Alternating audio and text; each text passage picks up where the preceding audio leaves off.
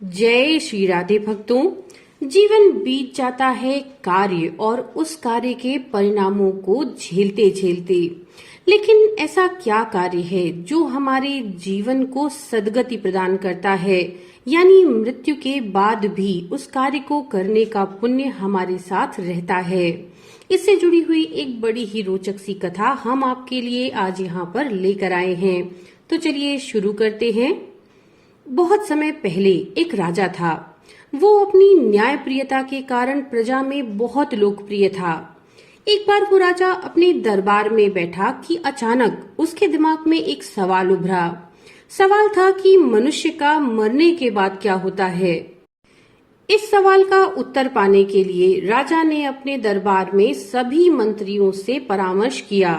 सभी लोग राजा की इस जिज्ञासा भरी समस्या से चिंतित हो उठे। थोड़ी देर सोचने विचारने के बाद राजा ने ये निर्णय लिया कि मेरे सारे राज्य में ये ढिढोरा पिटवा दिया जाए कि जो आदमी कब्र में मुर्दे के समान लेटकर रात भर कब्र में मरने के बाद होने वाली क्रियाओं का हवाला देगा, उसे 500 सोने की मोहरें भेंट दी जाएंगी। राजा के आदेशानुसार सारे राज्य में ढिढोरा पिटवा दिया गया। अब समस्या आई कि अच्छा भला जीवित कौन व्यक्ति मरने को तैयार होगा। आखिरकार सारे राज्य में एक ऐसा व्यक्ति इस काम को करने के लिए तैयार हो गया, जो इतना कंजूस था कि वो सुख से खाता पीता सोता तक नहीं था। उसको राजा के पास पेश किया गया। राजा के आदेश के अनुसार उसके लिए बढ़िया फूलों से सुसज्जित अर्थी बनाई गई। उसको उस पर लिटाकर बकायदा श्वेत कफन से ढक दिया गया और कब्रिस्तान लेकर जाया गया। घर से जाने पर रास्ते में एक फकीर ने उसका पीछा किया और उससे कहा कि अब तो तुम मरने जा रहे हो, घर में तुम अकेले हो, इतना धन तुम्हारे घर में ही कैद पड़ा रहेगा, कुछ मुझे दे दो। कंजूस के बार बार मना करने पर भी फकीर ने कंजूस का पीछा नहीं छोड़ा और बार बार कुछ मांगने की रट लगाए रखा। कंजूस जब एकदम परेशान हो गया तो उसने कब्रिस्तान में पड़े कुछ बादाम के छिलकों के एक ढेर में से मुट्ठी भर छिलके उठाए और फकीर को दे दिया।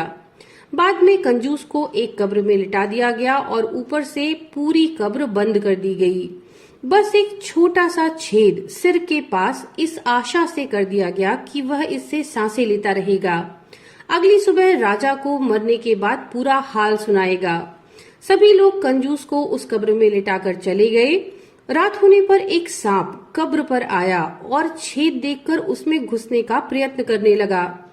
ये देखकर कब्र में लेटे हुए कंजूस की घबराहट का तो कोई ठिकाना ही नहीं रहा।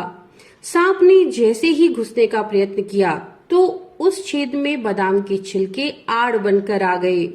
सुबह होते ही राजा के सभी नौकर बड़ी जिज्ञासा के साथ कब्रिस्तान आए और जल्द ही कब्र को खोदकर कंजूस को निकाला। मरने के बाद क्या होता है, ये हाल सुनाने के लिए कंजूस को राजा के पास चलने को कहा। कंजूस ने राजा के नौकरों की बात को थोड़ा भी नहीं सुना। वो सबसे पहले अपने घर गया और अपनी तमाम धन संपत्ति को गरीबों में बांट दिया। सब लोग कंजूस की अचानक दान करने की इस दयालुता को देखकर हैरानी में पड़ गए। उनके मन में कई सवाल उठने लगे। अंत में कंजूस को राजदरबार में पूरा हाल सुनाने के लिए राजा के सामने पेश किया गया।